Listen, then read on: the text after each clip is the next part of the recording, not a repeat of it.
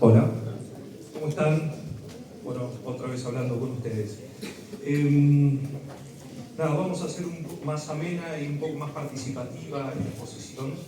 Así que seguramente me voy a dirigir a ustedes para hacerles algunas preguntas, sin miedo a responderla, porque justamente quiero que tengan la duda respondiendo para yo poder seguir con mi clase. Bueno, ¿se escucha? Bueno, voy a hablar de síncope. ¿Síncope qué les parece que es? ¿Es una enfermedad? ¿Es un síntoma? ¿Qué es síncope? Bueno, me respondo yo. No es una enfermedad ni un ente ni un síndrome, sino que es un síntoma que responde a multiplicidad de causas, dentro de las cuales, y las que voy a hablar yo, son las de origen cardiovascular. Porque en principio soy cardiólogo, entonces voy a hablar de eso, y aparte las cardiológicas, junto con las neurológicas, que no es mi ámbito, son las más graves y las más preocupantes y las que tenemos que ver en emergencias. Bueno, ¿qué es síncope? Van a ver que en la emergencia va a venir gente y va a decir: mi familiar se descompuso, se cayó, se desvaneció, no sabía quién era.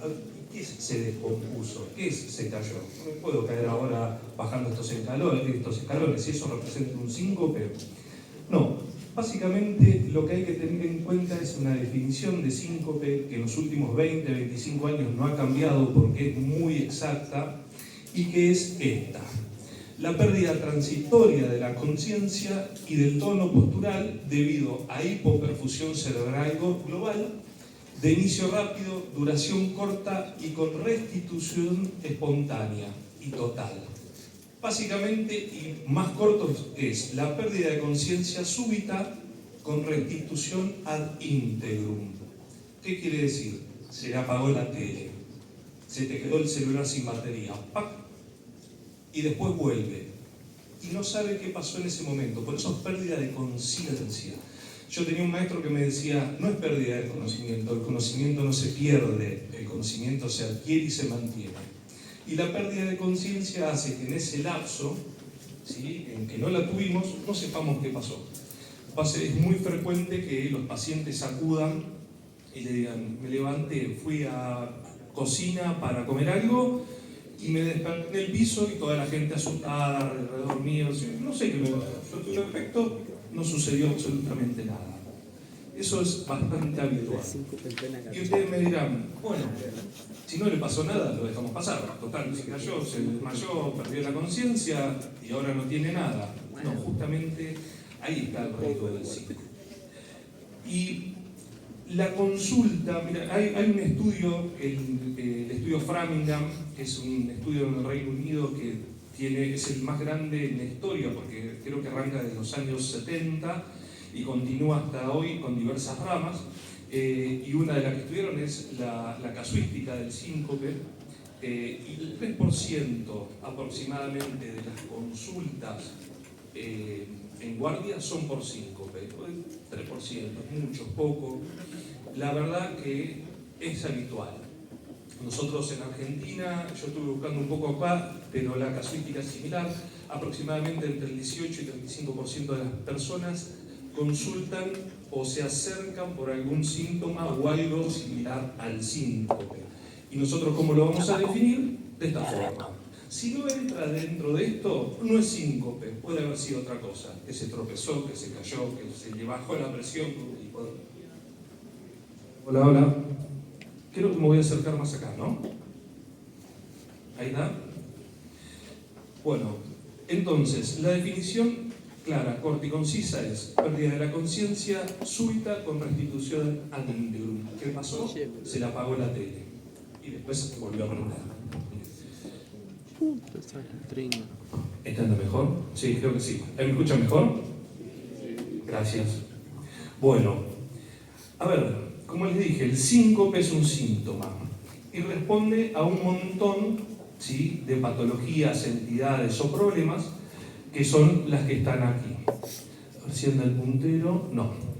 Bueno, Fíjense que hay multiplicidad de causas, ¿sí? Las cardíacas pueden ser mecánicas, miocardiopatía hipertrófica, estenosis aórtica, tumores cardíacos, ¿sí?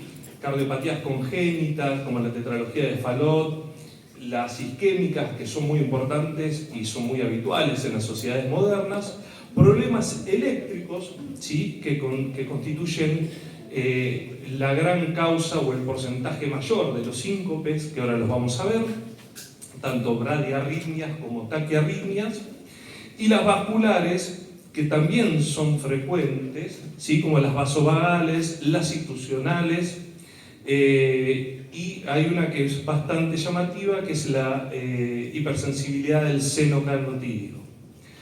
Bueno, ¿qué vamos a hacer con el síncope? ¿Qué es un síntoma? Lo vamos a estratificar, ¿sí? Nosotros queremos saber si el síncope que tuvo es maligno o simplemente puede ser algún problema postural o posicional que no confiere un riesgo de qué. Porque yo lo estratifico ahí, pongo estratificación de riesgo en el síncope. ¿Riesgo de qué? ¿De qué piensan que puede ser el riesgo? ¿Alguien? Empiezo a señalar, ¿Riesgo de qué? Riesgo de muerte, ¿sí? Ese es el riesgo del síncope. Muchas veces el síncope es el síntoma, debajo de eso hay una muerte súbita recuperada. O sea, alguien se murió y por algún mecanismo volvió a la vida. El síncope básicamente es eso, los síncopes malignos. Entonces, nosotros estratificándola en la emergencia, sabemos si tiene alto, mediano riesgo, para hacer una clasificación mucho más acotada y simple, y qué debemos hacer, porque una persona menor de 30 años, sin cardiopatía, sin antecedentes, sin un electrocardiograma patológico, con signos vitales normales, ¿sí? Posiblemente haya sido algún síncope ortostático que no refiera mucha mortalidad o complejidad en su tratamiento.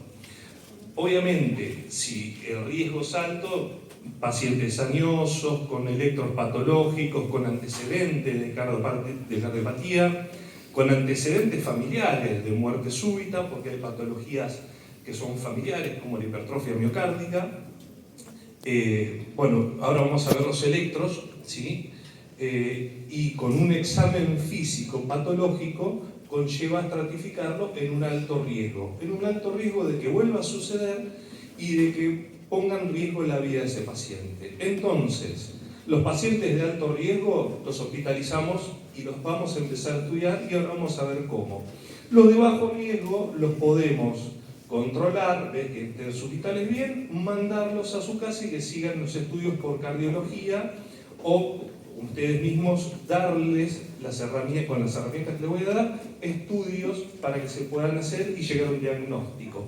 Y los de mediano riesgo, que uno dice, bueno, ¿qué hacemos? Lo interno, lo que decía mi jefe, ante la duda, una internación más no pasa nada, pero una internación de menos puede ser grave.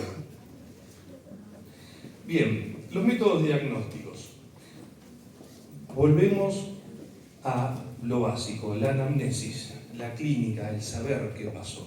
El paciente no va a saber explicarle nada, pero le va a decir mucho. El paciente que sincopa, como les dije, pierde la conciencia. Estaba parado como estoy yo y se despierta tirado ahí. Y vos le preguntás, ¿qué pasó? No sé. Estaba parado y me encontré en el piso. Ya ahí les da una información muy grande que hay pérdida de la conciencia. También el resto, el contexto familiar o de las personas que estaban es importante, y es importante también averiguar y buscar, ¿sí?, en ellos información. Si había alguien, usted estaba, le pregunta a la esposa, sí, yo estaba, se levantó de la silla, fue al baño y escuchó un golpe, fui a verlo y estaba tirado en el baño y después se despertó y me dijo, ¿qué pasó? Eso es un síncope, ¿sí? Generalmente los síncopes no tienen pródromos, o si los tienen son muy leves. A lo mejor pueden decir que se sintieron, empezaron a sentir sudoración un mareo, pero siempre muy leves. Generalmente los síncopes no tienen pródromos, no avisan, son súbitos, no se dan cuenta que va a venir. Y de ahí viene también la peligrosidad. Y la restitución, como les dije, es ad integrum, con el mismo estado de conciencia y biológico previo al síncope. Bien, ¿qué vamos a buscar en la anamnesis? Lo que les dije, preguntarles, definir, ¿es síncope? Sí. Pérdida de conciencia, restitución ad integrum. Y después los exámenes físicos habituales. Vamos a tomar la presión, el pulso, ocultación, que nos va a dar mucha información positiva, patológica. No es lo mismo ocultar a alguien y escuchar un soplo, no importa definirlo, ponerle nombre, que alguien que no lo tenga. No es lo mismo tener una presión de 70 milímetros de mercurio de sistólica que 120. Entonces, la anamnesis, el indagar, el preguntar tanto al paciente como a la familia es importantísimo. Después nosotros como médicos nos vamos a hacer de un montón de herramientas que tenemos y que siguen siendo rápidas, accesibles y baratas, y aparte de lo que manejo yo, que es el electrocardiograma. El electrocardiograma de 12 derivaciones, masaje del seno carotidio, sí, que es una maniobra manual y que se puede hacer en cualquier lado. El test de la mesa basculante o TIL test es muy difícil, generalmente no hay en todos los lugares. El ecocardiograma, que sí lo podemos hacer, esto hasta el ecocardiograma podemos hablar en la urgencia de que lo podemos tener, hay algunos lugares que disponen de ecocardiógrafo de urgencia y a través de algunas vistas podemos ver cómo se mueve el corazón o si tiene algún problema. Y después, que la monitorización electrocardiográfica ambulatoria o Holter ya es para el estudio de un diagnóstico de síncope y que puede ser a la externación o en los síncopes de bajo grado, ¿sí? La prueba, al igual que la prueba de esfuerzo, el estudio electrofisiológico y bueno, las pruebas neurológicas no las voy a nombrar para no hacer tan extensa la clase y aparte porque configura otra causa distinta de mi especialidad de síncope. Bien, pero hay importante que no dije, en la anamnesis y lo que les dije, generalmente lo que pasa es que se le apaga la tele, lo desenchufan, ¿sí? Boom, se cae. ¿Qué pasa si yo me caigo y estoy inconsciente? Está fácil. Me puedo golpear. Bueno, es muy frecuente que las personas que tienen un síncope cuando se está desplazando, cuando se levantó por ortostatismo y demás, se caiga y se golpea. Así que va a venir una persona que dice me desmayé o me caí y va a venir con los ojos así o con un corte en la cabeza, con un corte en la nuca, con un brazo quebrado, ¿sí? Producto del síncope. En ese caso, por más de estratificación que tengamos de alto o bajo riesgo, si perdió la conciencia, se golpeó y tenemos un TEC, necesitamos ciertas cosas de monitorización, una tomografía computada por un traumatismo del cráneo con pérdida de conciencia, no se le niega a nadie, más que una plaquita. Entonces sí, ahí me quedo abajo la tomografía axial computada, es una buena herramienta para dos cosas, para ver el origen neurológico del síncope, pero que generalmente deja ciertas secuelas, ¿sí? Motoras o cognitivas, o sea, un foco neurológico sensitivo motor, y también para ver las secuelas del síncope, que son los traumatismos. Bien, hablamos ahí un poquito de la anamnesis y del examen físico. Generalmente no van a encontrar mucho en el examen físico, más que lo que les dije, algún soplo o alguna arritmia, que no es nada menor. Después, laboratorio, obviamente, y después vamos a dividir un poco el estudio en pacientes con electrocardiograma normal o pacientes con electrocardiograma patológico. Bien, vamos a enfocarnos un poco con el electrocardiograma patológico porque aparte es muy frecuente ciertas arritmias y ahora les voy a mandar una sábana de electros terrible, pero es para que ustedes focalicen y hagan imagen sobre esos electros. Bien, el electrocardiograma. rápido, barato, accesible, y no hay ningún lugar o institución de salud en el mundo que no tenga uno. Bien, en síncope con el electrocardiograma patológico podemos ver dos cosas.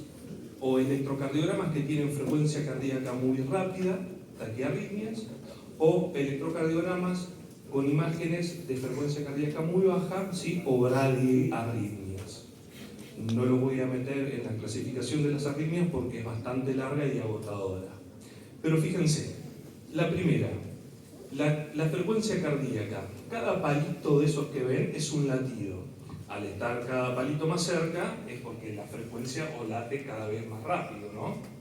Bien, el primero es una taquicardia supraventricular, ¿sí? Tiene una onda P que no se ve mucho, que está ahí metida dentro de una T, pero vemos que está a 150 latidos por minuto. Bien, ¿eso puede generar síncope? Sí. El corazón es una bomba que se tiene que dilatar, llenar de sangre, y después expulsarla adecuadamente para generar una perfusión cerebral adecuada. Si yo no le doy tiempo para que se llene y lo vacío rápidamente, puede llegar a generar recuerden la definición de síncope, ¿sí? La hipoperfusión cerebral global puede generar síncope. La fibrilación auricular, ¿sí? Tantas de alta o de baja respuesta. La fibrilación auricular es una entidad donde la aurícula no tiene su latido o su orden sinusal, late como quiere y la orden que va hacia el ventrículo sigue ese mandato de aurícula. Entonces va a ser irregular. Eso puede generar lo mismo, ¿sí? Que sea muy rápida y pueda sincopar, o en caso en que es muy lenta entre latido y latido, también puede generar síncope. Recuerden que el gasto cardíaco está mandado por el volumen o la fracción de eyección por la frecuencia cardíaca. Entonces tenemos que tener adecuada cantidad de sangre en el corazón y una frecuencia entre 60 y 100 latidos para poder perfundir adecuadamente los órganos de nuestro cuerpo. Bien, vamos con arritmias más complicadas, ¿sí? La fibrilación ventricular, arriba, fíjense que desorganizado que es eso, y que básicamente es compatible con la muerte, porque tanto la de arriba, la fibrilación, como la taquicardia ventricular, son latidos no efectivos. La contracción del corazón para eyectar la sangre no es efectiva. Si no eyecta la sangre adecuadamente, no nos llega agua al tanque, podemos sincopar. Y esto es lo que yo le digo, es que la multiplicidad de cosas que hay nos pueden complicar o poner en riesgo la vida. Estas son dos arritmias mortales si se extienden en el tiempo. Ahora vamos a ver cómo las sacamos, ¿sí? Vamos a las bradicardias, a los latidos lentos. Una bradicardia sinusal, ¿sí? Así ese paciente está más o menos a 25 latidos por minuto, primero, y después los bloqueos de distinta etiología. Puse el más representativo, que es un bloqueo de tercer grado con disociación auriculoventricular. La aurícula late por un lado a un ritmo adecuado, pero no hay sincronicidad con el latido ventricular. Y el latido ventricular va muy lento. Es homologarlo a una bradicardia. Esto nos puede hacer sincopar y también tienen alto riesgo de vida. Tenemos que ver cuáles son las causas que nos pueden producir esto. Las pausas, ¿sí? Podemos tener electrocardiogramas normales, sinusales, sin arritmias, hermosos, prolijitos, pero por ahí pasa lo que pasa en el de arriba. Fíjense que los primeros dos latidos están bien, están a 75 latidos por minuto, y después del segundo, fíjense hasta el otro. Pausas mayores a 2500 milisegundos o 2,5 segundos, en ciertas ocasiones pueden hacer sincopar a las personas. Bueno, abajo tenemos dos entidades que ya son muy complejas, que es el síndrome de Brugada y el Wolff-Parkinson-White, que son problemas eléctricos y comprenden un síndrome más complejo, pero lo quería poner porque hay entidades propias o imágenes electrocardiográficas o patrones que ya nos dicen que hay alto riesgo de que la causa del síncope sea eléctrica. Bien, ahora después de toda esa chorrera de electros, vamos a cosas que nosotros podemos hacer y que yo nombré. Hay veces que por los receptores, ¿sí?, simpáticos que tenemos en el bulbo carotidio, que son de presión, nosotros podemos generar sintomatología similar al síncope. Primero, había una entidad que yo les dije que es la hipersensibilidad del seno carotidio. Eso inclusive hay pacientes que no se pueden abrochar de la camilla porque al apretarse el seno carotidio, los receptores de presión toman eso, bajan la presión, hace una gran vasodilatación general y sincopan. Y nosotros eso lo podemos reproducir en la guardia, en la emergencia, masajeando, ¿sí?, en el pulso carotidio. Previo a eso necesitamos ocultar que no tenga soplo, porque puede tener alguna plaquita, pero con una maniobra, con 2 dedos, girando el cuello hacia un lado y apretando sobre el pulso carotidio, masajeando, podemos generar una pausa y visualizarla. Nosotros apenas dejamos de hacer el masaje, ese efecto mecánico sobre los vasopresores desaparece. Así que no se nos va a ir el paciente. Nos vamos a asustar porque todos nos asustamos. Para la primera vez que hicimos el masaje del seno carotidio y el paciente los ojos vuelta para atrás y hace un síncope, le generamos un síncope. O inclusive lo que podemos hacer es en ciertas entidades como las taquicardias o las fibrilaciones auriculares o supraventriculares, podemos enlentecer los latidos, ¿sí?, y ver qué hay debajo. Esta es una maniobra que deberíamos hacer en la guardia cuando alguien nos refiere o nosotros diagnosticamos síncope. Fácil, barata, controlable y demostrable. Por monitor, lo correcto es hacerlo con un registro electrocardiográfico. Y reproducible. Si se lo quiere mostrar a otro médico, le ponen el electro, le hacen el masaje del seno, y si el paciente sincopa y lo registran porque hay una pausa, es diagnóstico de esta hipersensibilidad. Bueno, el tilt test o de mesa basculante es básicamente para la disautonomía de los receptores de presión y por lo tanto en consecuencia la frecuencia cardíaca. Se los resumo, es una mesa en que comienza en estado supino, controlamos la frecuencia cardíaca y la presión arterial y va basculando, bajando los grados, ¿sí?, desde supino hasta prono. Entonces, ese cambio de presión y que los receptores no son capaces, ese cambio de posición y que los receptores vasculares no son capaces de procesarlos y reconocerlos adecuadamente, va a ser que nos disminuya la presión o la frecuencia cardíaca. Es positivo, ¿sí?, si disminuye la presión y la frecuencia, si disminuye la frecuencia a menos de 40 latidos, ¿sí?, o disminución de TA sin disminución de la frecuencia cardíaca. Pero básicamente es una mesa que los mueve para, los acuesta y los para, y lo que tienen que ver es la frecuencia cardíaca y la presión. Si bajan las dos juntas o una de ellas, es positivo, ¿sí?, para esta disautonomía de los receptores. ¿Cómo se trata esto? Nada, medidas higiénico-dietarias, saber que el paciente, si está sentado o acostado y se levanta rápido, los receptores no van a captar esa variación y puede sincopar. Se tiene que sentar, ¿sí?, esperar un ratito, hacer ciertas medidas, como que es el tilt training, que es el cruce de piernas, hacer fuerza, la contracción isométrica, a veces estirar, ¿sí?, agarrándose de las manos los brazos, todo lo que conlleva un aumento de la presión intratorácica. Y eso puede prevenir que sincope cuando el tilt test es positivo. Otra gran herramienta que tenemos, y yo le decía que tal vez lo podemos tener en las guardias, son las imágenes. ¿Sí? Aparte de la radiografía de tórax, de la tomografía que ya hablamos, tenemos una gran herramienta que es el ecocardiógrafo para hacer un ecocardiograma Doppler, o por lo menos para mirar. No sé si un Doppler, pero sí lo que nos va a ver es la función, los espesores, ¿sí?, del músculo cardíaco.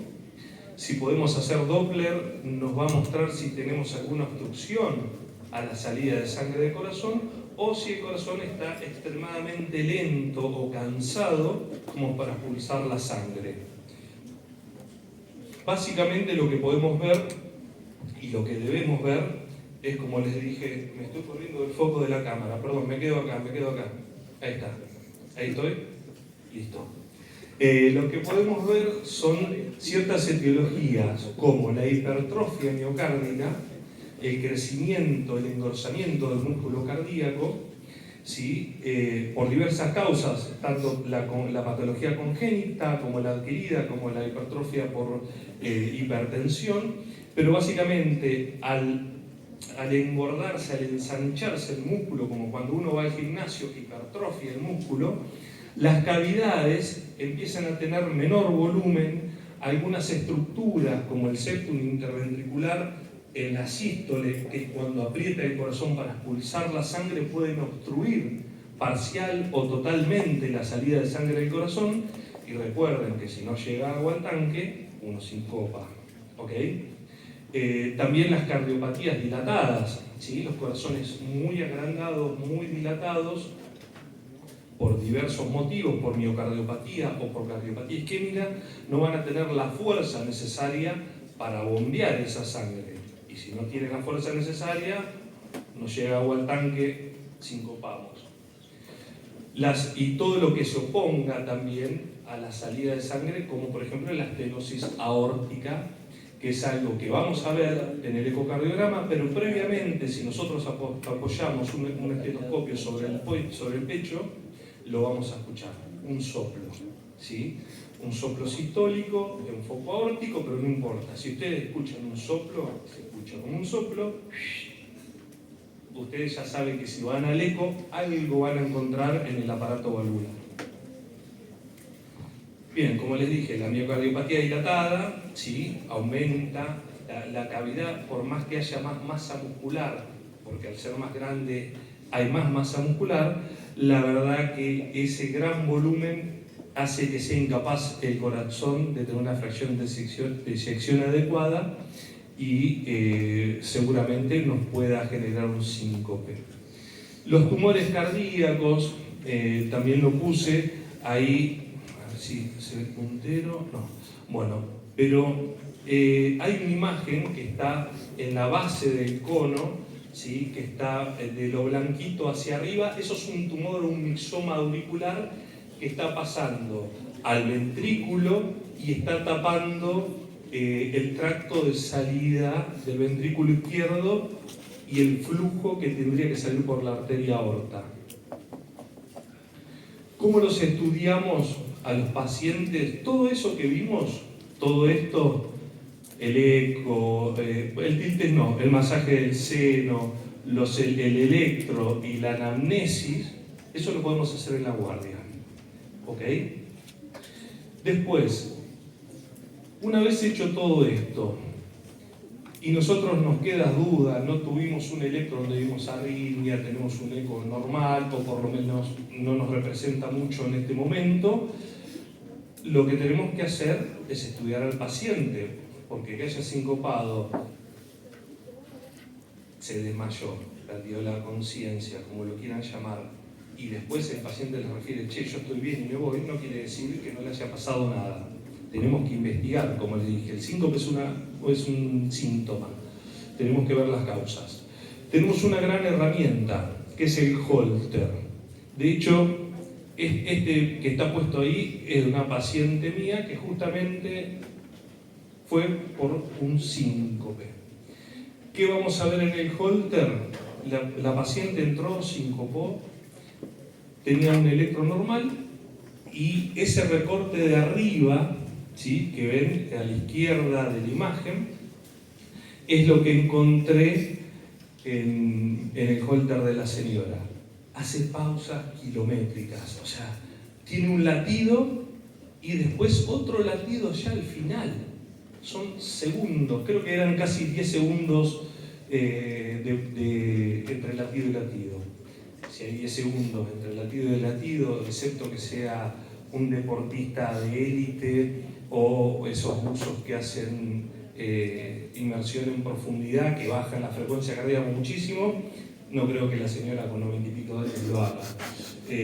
Bueno, y ahí encontramos en 24 horas la causa del síncope. El holter básicamente es un electro de 24 horas.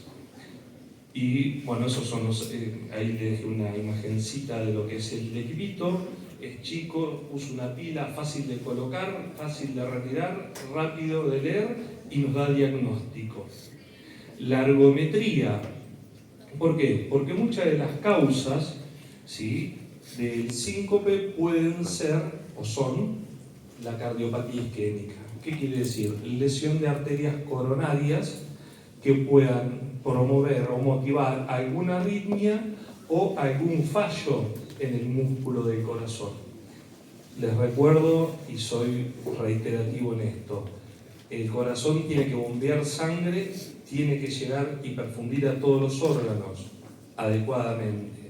Si hay una arritmia, el corazón está fuera de ritmo, o si hay alguna alteración miocárdica en donde no pueda bombear el corazón adecuadamente, podemos llegar a tener un síncope.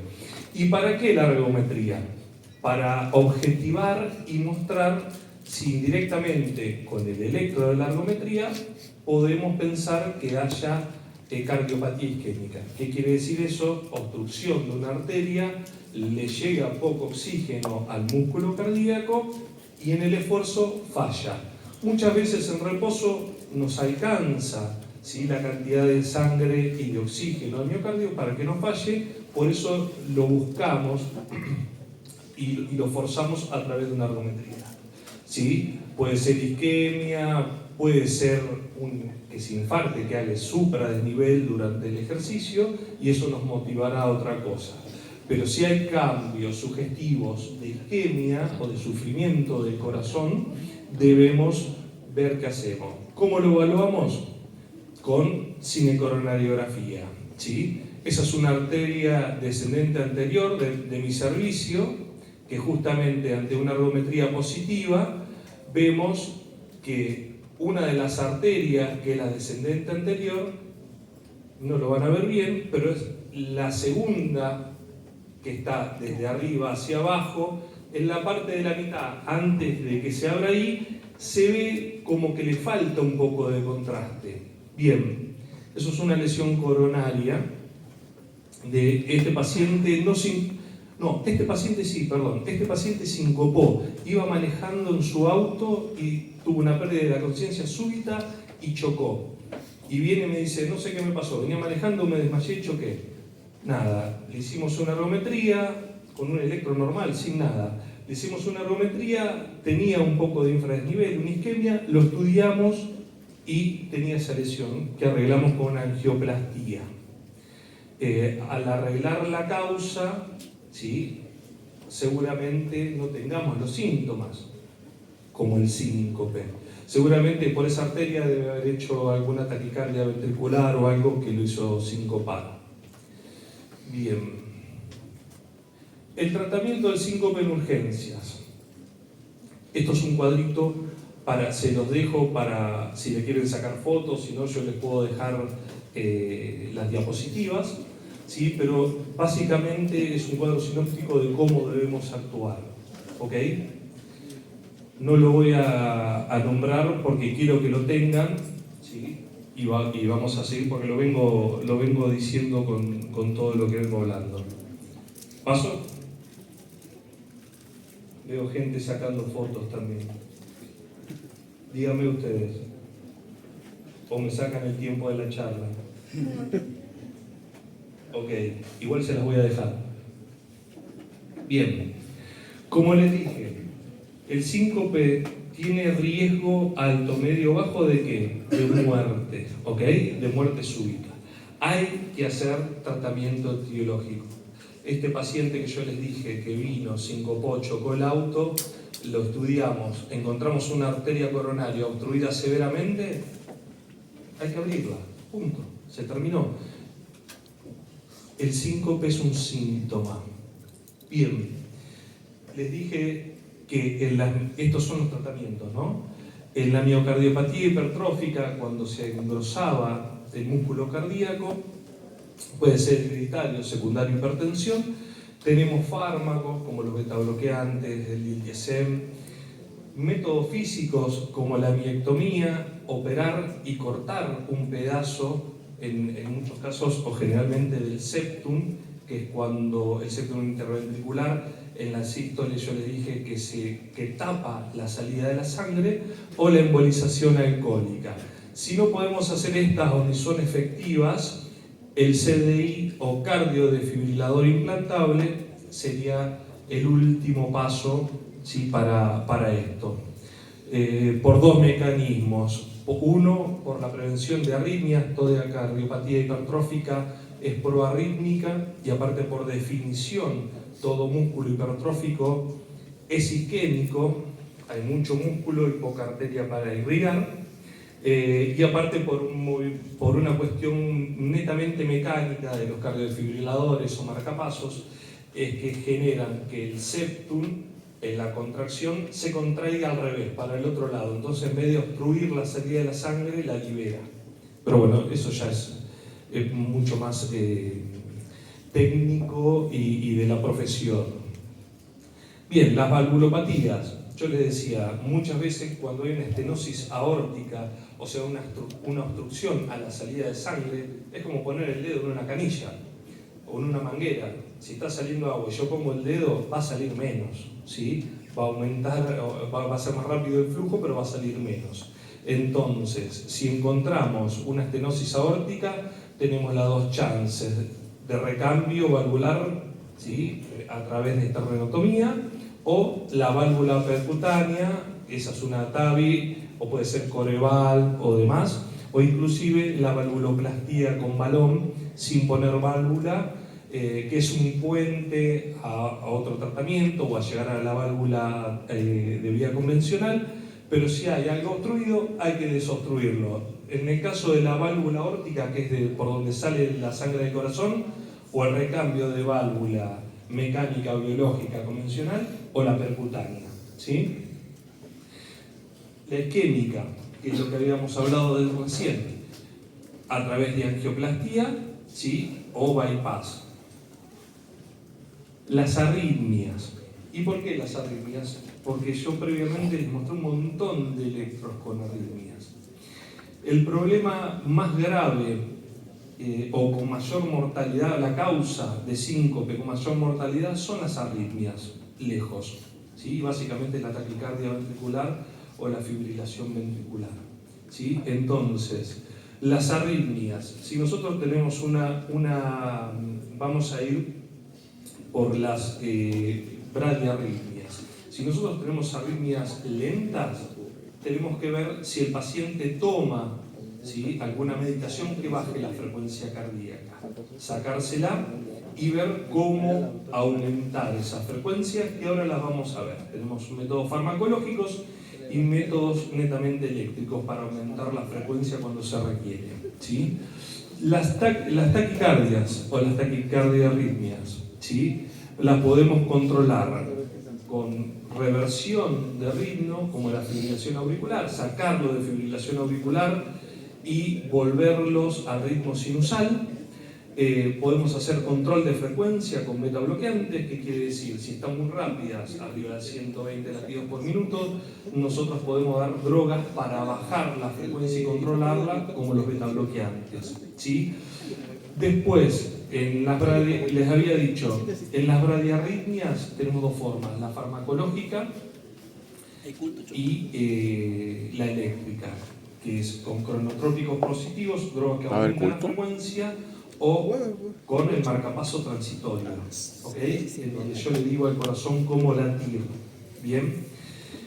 le tiene que quedar algo claro. Si ustedes le llega un paciente con una arritmia, ¿sí?, y que tiene descompensación hemodinámica, deterioro del sensorio, presión sistólica menor a 90, etcétera, signos de bajo gasto, la tenemos que sacar. ¿Por qué? Porque se nos va a morir el paciente. ¿Ok? ¿Cómo sacamos estas arritmias? Y les pongo estas dos que son las más graves: fibrilación ventricular y taquicardia ventricular. Son latidos o contracciones del corazón que no son efectivas. Si se prolongan, la persona se muere. Ahí está. Básicamente con la cardioversión eléctrica, ¿sí? Le dejo esto para que tengan idea, pero ustedes tienen que ver, cuando hay taquicardia como la fibrilación ventricular o la taquicardia ventricular, hay que hacer un choque eléctrico, una cardiodefibrilación. ¿Bien? ¿Cómo prenden el aparato, apoyan las cosas, lo cargan, lo sedan, paciente previamente, aporte de oxígeno y lo chocan? ¿Por qué? Porque si no se muere.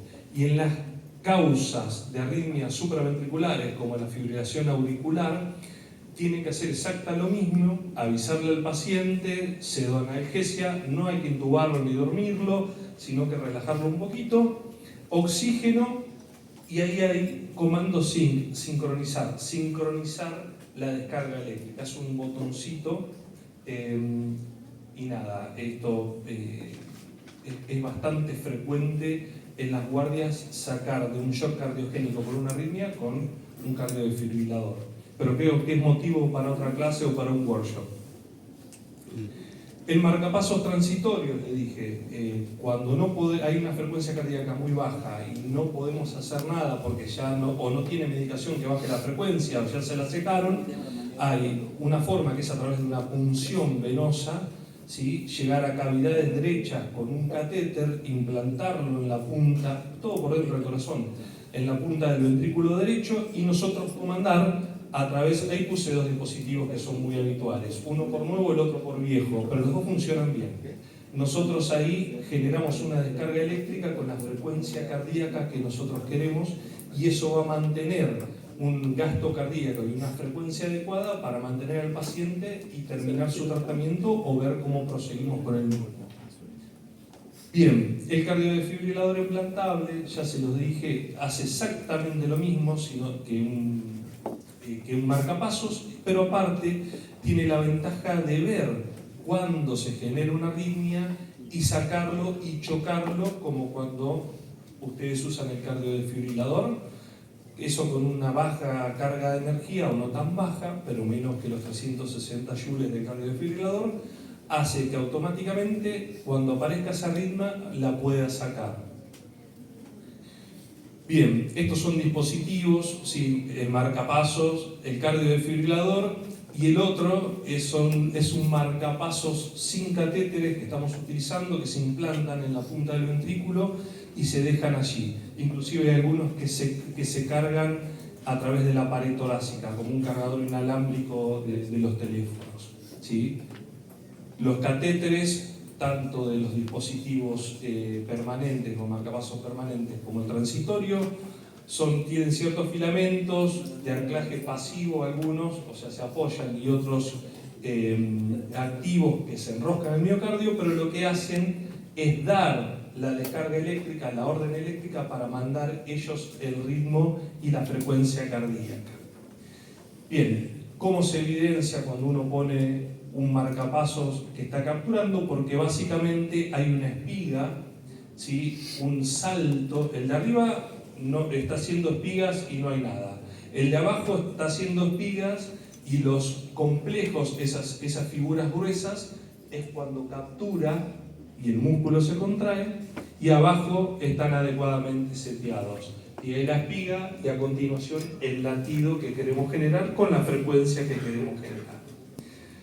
Bueno, los mareé por un montón de lados, pero lo que quiero que le quede muy claro es que el síncope es un síntoma de multiplicidad de etiologías. Las más preocupantes o las más graves son la cardiovascular y la neurológica. De la cardiovascular, lo que ustedes tienen que ver son básicamente las arritmias o las fallas cardíacas graves. Y con esto quiero decir, todos los electros esos que vi, si está muy rápido o muy lento un electro en un paciente con síncope, que le despierte la alerta, ¿sí? Si está muy desorganizado, que le despierte la alerta, ¿ok? Hay que preguntar. Si ustedes ven un paciente al examen físico que no tiene algo normal, un soplo o inclusive las arritmias se pueden ocultar, que les despierte la alerta y estudienlos, ¿sí? El síncope, como les dije, si bien es un síntoma, corresponde a una multiplicidad de etiologías de muchísima gravedad. Y ustedes tienen que ir a pesquisar y a buscar eso. ¿Ok? Nada, los dejo acá. Muchas gracias por su tiempo.